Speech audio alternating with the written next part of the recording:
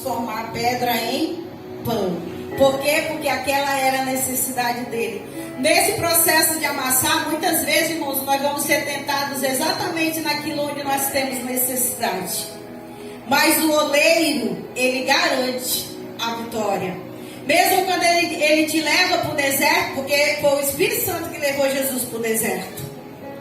Nesse processo de amassar, muitas vezes nós vamos para o deserto ou para o vale. Ezequiel foi levado pela mão do Senhor para o vale. Mas mesmo quando nós estamos no deserto ou no vale, a mão do Senhor continua conosco. E ela nos dá a vitória. Mesmo que você olhe para o vale e só veja ossos secos, mas o dono da vida está lá com você. Aquele que pode transformar o teu vale de ossos secos em um grande exército que se levanta para lutar no reino, ele está lá com você no meio do teu deserto. Glória a Deus. O sexto processo, e eu já estou encerrando, tá? É o processo de modelar o vaso no torno. Não tem você já viu ele trabalhando, né? Ele trabalha de dentro para fora. Vai rodando ali e ele vai modelando. E nesse processo, ele vai apertar para ele poder dar forma. É nesse momento, irmãos, que ele dá utilidade ao vaso. Por quê? Porque quando ele põe o vaso no torno, que ele começa a amassar, que ele começa a modelar de dentro para fora, ele já sabe para que aquele vaso vai servir. Então ele dá uma utilidade ao vaso no momento que ele forma. E por que é de dentro para fora? Porque o processo que o oleiro faz na nossa vida é sempre de dentro para fora. As transformações que o Senhor faz em nós é sempre de dentro para fora. Se você for observar, analisar o seu passado, quem você era e quem você é hoje, você vai observar que todas as transformações que Deus fez, Ele fez primeiro no teu espírito. Aí Ele muda na alma para depois reflete no corpo. Então essa transformação ela é de dentro para fora. E quando o Senhor transforma, nós nunca mais voltamos a ser o mesmo. Quando Jacó ele se encontra com o Senhor e ele luta e diz assim: ó, não te deixarei ir antes que o Senhor entregue a minha bênção. A Bíblia diz que ele lutou, mas ele não saiu de lá do mesmo jeito. Para o anjo, para ele poder soltar o anjo, foi necessário o anjo tocar na coxa dele. Só que ele não saiu mais do mesmo jeito, ele nunca mais voltou a ser Jacó. A partir daquele momento ele se transformou em Israel, o príncipe que lutou com Deus e com os homens e venceu. Então ele não voltou mais a ser o que ele era. Quando a palavra de Deus penetra no nosso coração, que ela gera fé, ela transforma de dentro para fora e faz com que nós nunca mais sejamos os mesmos. Sabe por que você está aí? Porque o Senhor te escolheu para uma grande obra. Sabe por que você está aí? Porque o oleiro está trabalhando na tua vida para te transformar num vaso de honra que vai glorificar o nome dele na terra. O Senhor é um oleiro que ele sabe trabalhar. E aí nós temos o último processo do vaso. Que esse processo, muita gente diz que é doloroso, que é o processo da fornalha. Não sei quem já passou na fornalha. Quando eu ouço Deus dizer assim, vou te passar na fornalha, eu me tremo todinho. Nem que não seja para mim, porque eu sei o que é isso. Então olha só, depois que o vaso ficar pronto, é necessário que ele passe um tempo ao ar livre ali, né? Pegando vento e tal, para poder o oleiro colocar ele na fornalha.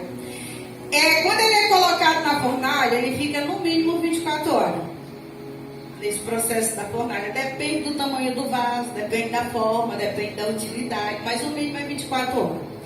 Só que quando o vaso ele é colocado na fornalha, o oleiro continua na olaria, só que o vaso não vê. Sabe? Às vezes quando a gente pensa, em alguns momentos, a gente pensa assim, puxa, Deus silenciou comigo, Deus não está me dizendo nada, né? Deus, ele me esqueceu. Alguns até dizem assim, Deus me abandonou. significa que você está na fornalha. Sabe por quê? Porque quando você o vaso é colocado na fornalha que fecha a porta, ele só pode abrir quando ele estiver pronto. Então, aquele tempo que o vaso fica na fornalha, o fogo vai sendo aquecido gradativamente. Porque se ele entrar na fornalha, o fogo já estiver muito alto, ele já queima. E Deus, ele sabe trabalhar. Então, o que ele faz? Ele coloca o vaso lá e ele vai aquecendo gradativamente, para que você adquira resistência. E nesse processo de ficar dentro da fornalha, você vai ficar imaginando assim: puxa, eu não estou vendo Deus em nada. Eu não estou vendo mover as águas. Sabe quando Deus está trabalhando em silêncio? É assim, é nesse processo da fornalha, você não vê movimentação de nada. Só que Deus, ele não faz barulho para trabalhar por mim e por você. Ele não precisa anunciar para ninguém para trabalhar por nós. Então, mesmo quando nós estamos dentro da fornalha, no fogo, lá pensando que Deus nos deixou, que Deus não nos responde, que Deus nos abandonou, o Senhor está na olaria. O oleiro continua na olaria. E sabe o que é legal? Ele não descuida do tempo do vaso, para que o vaso não ultrapasse o tempo, queime e quebre. Então ele está lá na olaria, nós não vemos, nós não sentimos, né? Muitas vezes a gente não ouve, mas ele continua lá.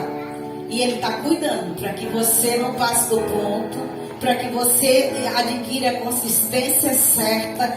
Sabe por que muitas vezes Deus ele faz com que a gente passe na fornalha para adquirir resistência? Porque quando nós adquirimos resistência, irmãos, nada nos quebra. A gente fica igual a palmeira, né? O vento vem, a gente vai, o vento passou, a gente volta, está de pé de novo. É isso que é resistência. Deus precisa gerar resistência em nós, porque se Ele não gerar resistência em nós vamos ser aquele vaso que quando colocar qualquer coisa dentro, ele racha, ele quebra. E o Senhor, Ele sabe como trabalhar para nos tornar vasos resistentes. O vaso, quando ele não é resistente, a perseguição vem, ele deixa Jesus. A perseguição vem, ele vai embora, não está nem aí. Mas se ele tiver na consistência certa, pode vir o que vier, ele vai continuar de pé, porque o foco dele é o céu. Então Deus, Ele precisa criar resistência em nós. E a resistência, ela vem através do fogo, porque o fogo vai queimar todas as demais impurezas que não foram tiradas durante o processo do vaso. Tem vaso que ele é feito, antes dele ir para a fornalha, ele tem um cheiro ruim. E quando ele é colocado na fornalha, o cheiro desaparece. Pode colocar o que colocar dentro que não fica cheiro. E ele também não encharca. Então é por isso que muitas vezes Deus nos coloca na fornalha. É por isso que muitas vezes é necessário nós passarmos pelo fogo, porque nós precisamos adquirir resistência para quando Deus encher, nós não racharmos. Sabe por que hoje em dia tem muita gente caindo? Porque quando Deus encheu, que soprou o nome dele, que colocou o vaso na vitrine, o vaso pensou que era ele, não Deus. O vaso deixou de dar honra para quem merece a honra. O vaso deixou de dar glória para Deus. E Deus diz que Ele não divide a glória dele com ninguém. É por isso que nós temos visto muitos vasos caindo. Por quê? Porque quando Deus enche, Ele vai te colocar na vitrine. Depois que tu sai da fornalha, Ele te põe na vitrine. Por quê? Porque quando está na vitrine, Ele pode vender. Né? É assim que funciona. Quando o oleiro põe lá a utilidade do vaso, ele põe lá, quem dá a utilidade normalmente é o dono, né? Só que na obra de Deus, quem dá a utilidade é o Senhor. E é por isso que Ele tem um chamado diferente para mim e para você. Sabe o que é que eu sempre digo no discipulado da igreja? Uma das coisas que a gente mais vê na igreja, irmãos, é as pessoas brigando por cargo. Eu nunca fiz questão de cargo nem de título. Nunca fiz questão. Eu lembro que o pastor Fábio queria me ungir, né? Eu falei para ele: pastor, o senhor vai desperdiçar uma unção. Ele queria me ungir de diaconisa. Eu digo: eu não tenho talento para diaconisa. O senhor vai desperdiçar a unção. Ele ficava rindo, né, de mim. Eu nunca fiz questão, irmãos, de título. Porque sabe qual é o título que eu faço questão de carregar? o de filha de Deus. Sabe por quê? Porque o título de filha me dá livre acesso a tudo que é meu, por direito. Um dia desse eu cheguei na igreja e o pastor falou assim pra mim: como é que eu lhe apresento? Eu digo: pelo meu nome? Não, irmã, é porque a senhora sabe, né? Eu falei pra ele, eu digo: o senhor quer um título? Diga que eu sou filha de Deus. Aí ele disse: não, mas a gente não pode apresentar assim. Aí eu falei pra ele: então me apresente como o senhor quiser, porque o senhor me perguntou como é que eu quero ser apresentada. Eu sou filha e eu não tenho dúvida disso, da minha identidade de filha.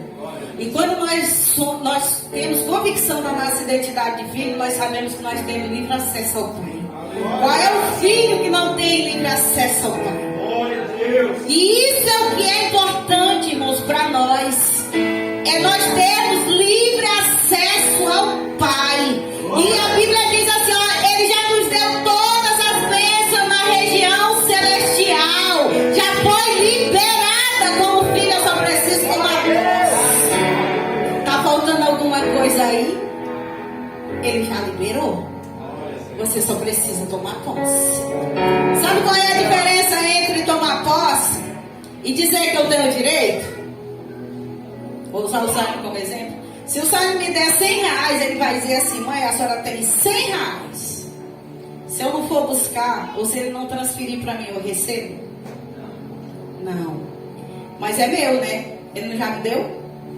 Só que eu não exerço se eu não tomar posse. E é o que está faltando no reino de Deus. Nós tomarmos posse daquilo que é nosso por herança. Aquilo que Deus já conquistou, o Senhor já conquistou na cruz. Aquilo que Deus já liberou nas regiões celestiais. E que muitas vezes nós deixamos de usufruir porque nós não tomamos posse. E a posse, ela é tomada pela fé. E a fé, ela requer ação. Tem muita gente que diz que tem fé, mas não age. Sabe, o dia dessa minha amiga disse assim: eu creio que Deus vai me dar um carro. Eu disse para ela: você já tirou a habilitação? Não, eu não tenho carro. Então você não crê. Porque quem crê age.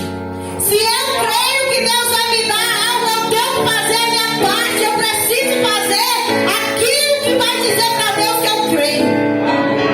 Então, se a pessoa quer um carro, ela não tem habilitação, para ela dizer para Deus que ela crê, ela vai ter que tirar a habilitação.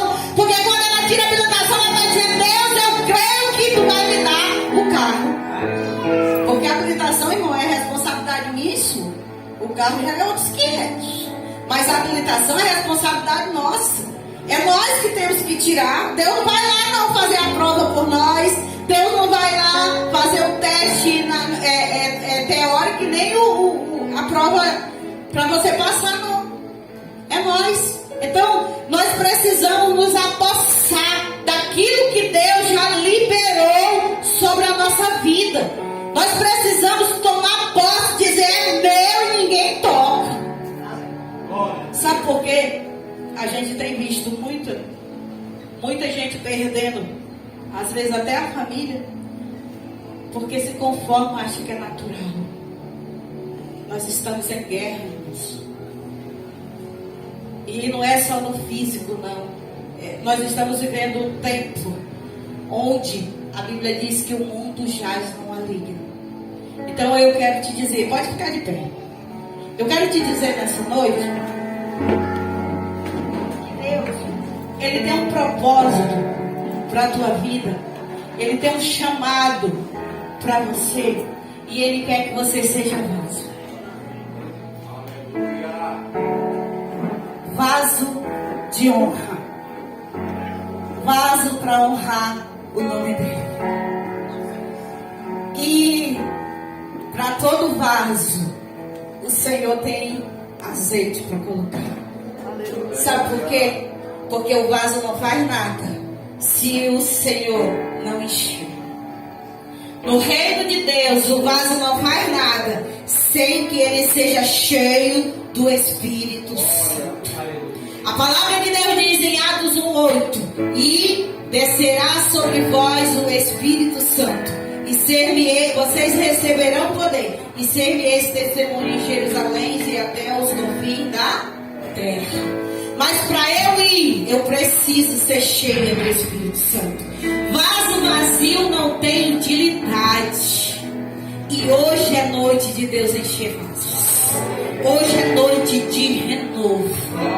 Hoje é noite do Senhor te lançar, para que você seja testemunha dele no meio da tua casa, no meio da tua parentela, para que tu seja testemunha dele na escola, para que tu seja testemunha dele no teu trabalho, para que tu seja testemunha dele aonde tu for. Eu quero convidar você que quer ser vaso, você que quer ser cheio da autoridade de Deus, você que quer ser cheio do poder do Senhor, você que quer ser cheio e quer ser lançado pela mão do Senhor como vaso de honra. Eu quero te convidar nessa noite, você que precisa de um renovo, você que está precisando que o Senhor te encha, você que está precisando que o Senhor te renove, você